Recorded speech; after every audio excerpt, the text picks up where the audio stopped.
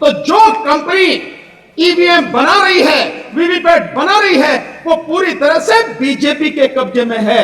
इससे बड़ा इस देश के लोगों के साथ धोखा क्या होगा और इससे बड़ा विश्वासघात क्या होगा। और तभी वो 56 इंची कहता है कि एक अकेला सब पर भारी, और तभी वो कहता है कि 400 पार 300 पार, क्योंकि बीजेपी के आदमी सारे वहां बैठे हैं। एक बार इस देश में अगर हम सब लोग कामयाब हो गए इस ईवीएम को रोकने में और बैलेट पेपर से चुनाव हो गया, 400 पार क्या, मैं दावे के साथ कह रहा हूं, मोदी अगर 40 भी पार कर जाए तो बता देना आप 40 पार नहीं कर पाएगा, कुछ नहीं मिलेगा। रोना धोना बंद करो, यूं हाथ रख के भीख मांगना बंद करो, शेर के पंजे की तरह बनाओ और इनसे अपना हक, अपने बच्चों का हक छीन लो, तभी बात बनेगी। जो कंपनी मशीन बना रही है उसमें कौन व्यक्ति है?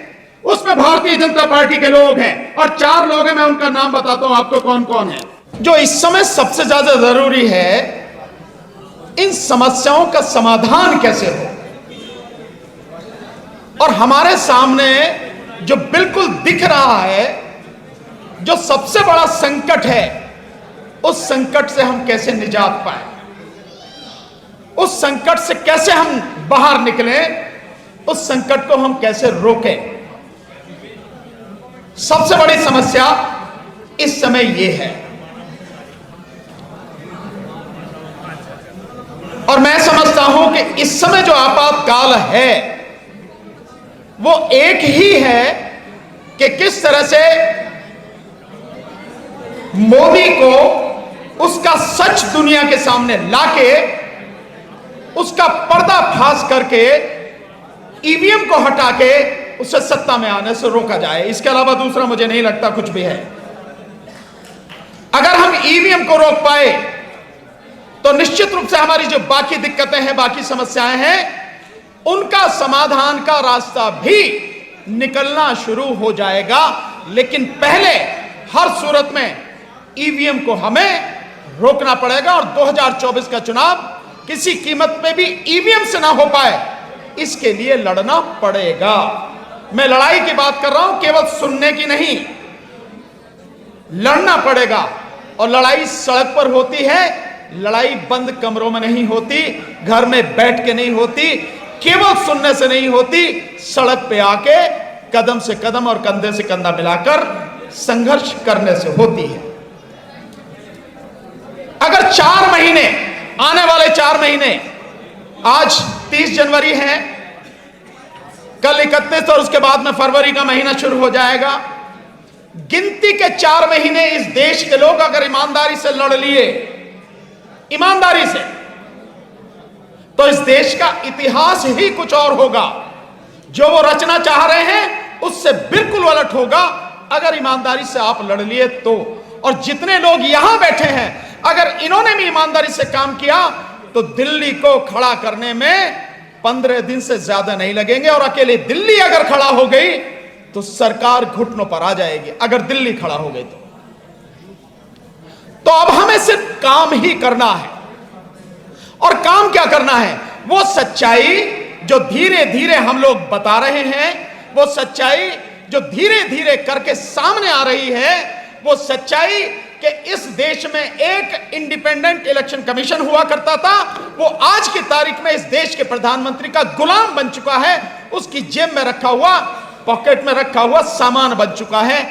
उसको, उस रिश्ते को दुनिया के सामने बताना है। वो क्या है रिश्ता? हमने बाकायदा आरटीआई के माध्यम से खुलासा करके बताया कि सरकार और इलेक्शन कमीशन बिल्कुल एक हैं, कहीं भी अलग नहीं है। जबकि इस देश के संविधान ने अनुच्छेद 324 के तहत इस देश के लिए एक इंडिपेंडेंट, पूरी तरह से स्वतंत्र इलेक्शन कमीशन बनाया था, और वो पूरी तरह से स्वतंत्र रहे, उस पर किसी का दबाव ना हो, कहीं से भी कोई उसको छेड़ ना सके, उसके लिए सारे संवैधानिक प्रावधान किए थे। लेकिन इस ईवीएम को लाकर, इस ईवीएम के माध्यम से जो कंपनियां मशीनें बना रही हैं, एक ECIL हैदराबाद यानी electronic corporation of India limited, और दूसरी BEL भारत इलेक्ट्रॉनिक्स लिमिटेड, ये जो दोनों कंपनियां बना रही हैं, ये दोनों कंपनियां भारत सरकार की हैं।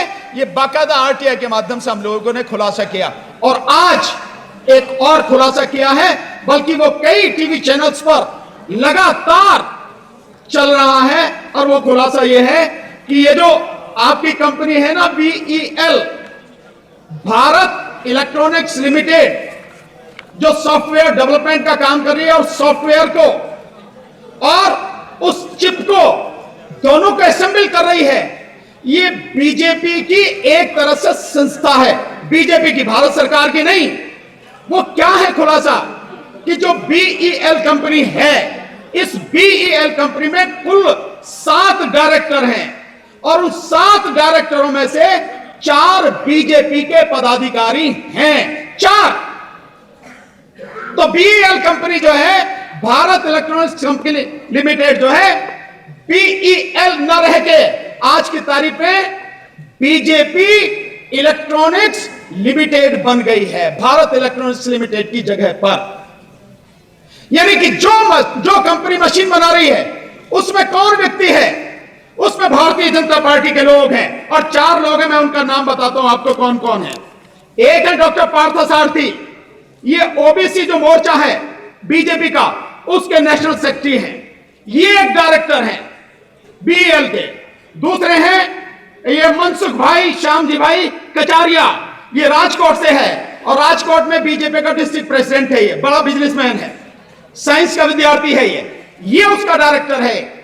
और तीसरा है शिवनाथ यादव, ये उपाध्यक्ष है उत्तर प्रदेश भारतीय जनता पार्टी का और बनारस का रहने वाला है ये व्यक्ति, ये भी उसका डायरेक्टर है। और चौथा है श्रीमती श्यामा सिंह, ये फॉर्मर वाइस प्रेसिडेंट रही है बिहार से बीजेपी की, ये भी डायरेक्टर है। यानी 7 में से 4 डायरेक्टर उस कंपनी के जो बिल्कुल अलग होनी चाहिए थी, उसमें ये बीजेपी के लोग हैं। और ये सारे वो लोग हैं जो सॉफ्टवेयर डेवलपमेंट का काम करते हैं और सॉफ्टवेयर और जो चिप है वो कैसे काम करेगी वो करते हैं। मोटे मोटे शब्दों में कहो कि किस पार्टी को, किस कैंडिडेट को कितनी वोट देनी है, कितनी नहीं देनी, किसको जिताना, किसको हराना, ये सारा वो काम ये कर रहे हैं। और ये जो सारे लोग हैं, इनको जो एक कमेटी है इलेक्शन कमीशन की एक्सपर्ट कमेटी, उसमें भी 4 जो साइंटिस्ट हैं, जो IIT के लोग हैं, वो भी सारे के सारे बीजेपी के आदमी हैं। तो जो कंपनी EVM बना रही है, वीवीपैट बना रही है, वो पूरी तरह से बीजेपी के कब्जे में है। इससे बड़ा इस देश के लोगों के साथ धोखा क्या होगा और इससे बड़ा विश्वासघात क्या होगा?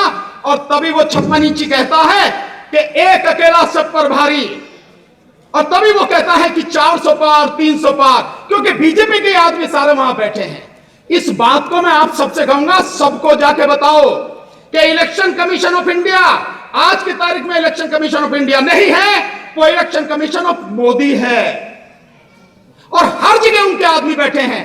एक बार इस देश में अगर हम सब लोग कामयाब हो गए इस EVM को रोकने में और बैलेट पेपर से चुनाव हो गया, 400 पार क्या, मैं दावे के साथ कह रहा हूं, मोदी अगर 40 भी पार कर जाए तो बता देना आप 40 पार नहीं कर पाएगा। लेकिन ये बात हम सबको, अपने परिवार के लोगों को, अपने रिश्तेदारों को, अपने मोहल्ले वालों को, अपने जितने भी समाज के लोग हैं और लोग हैं, उन सबको बताना है कि आज की तारीख में इलेक्शन कमीशन नहीं है।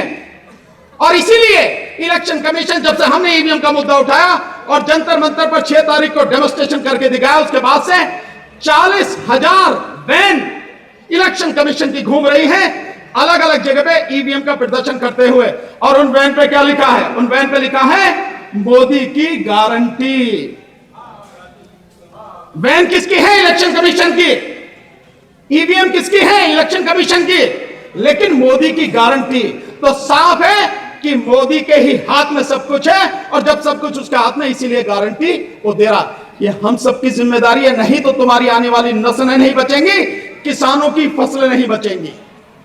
इसलिए ये सिर्फ 4 महीने हैं। इन 4 महीनों में जितनी मजबूती के साथ लड़ सकते हो लड़ो, लोगों को जगाओ, सड़क पर लेकर आओ और चाहे जो भी कुछ हो जाए, मरना है तो शान से मरेंगे, लड़के मरेंगे, गीदड़ की मौत क्यों मरेंगे, घर में बैठ के क्यों मरेंगे, सड़क पर मरेंगे। यही हमें काम करना है। अगर ये कर पाए तो हम अपने बच्चों के सामने आंखें मिलाकर खड़े हो सकेंगे, अपने बच्चों का भविष्य बचा पाएंगे, अन्यथा बचेगा कुछ नहीं, कुछ भी। ये हम जातिगत जनगणना की बात करते हैं, मेरा बार बार ये रहा है, काहे को जरूरत है आपको इनसे कहने की कि तुम जातिगत जनगणना कराओ? अरे ईवीएम हटाओ, सत्ता में तुम खुद आओ, अपने आप जैसी चाहो जनगणना कर लेने, क्या दिक्कत है इसमें? जिस आरक्षण की बात कर रहे हो वो किसी कीमत पर आपको आरक्षण नहीं देंगे। ये निजीकरण, ये ठेका फिरता, ये सब कुछ आरक्षण को खत्म करने का, हर ऑलमोस्ट इसे खत्म कर चुके हैं। कुछ नहीं मिलेगा। रोना धोना बंद करो, यूं हाथ रख के भीख मांगना बंद करो, शेर के पंजे की तरह बनाओ और इनसे अपना हक, अपने बच्चों का हक छीन लो, तभी बात बनेगी। बहुत बहुत शुक्रिया। मेरे मोदी सरकार से 5 प्रश्न।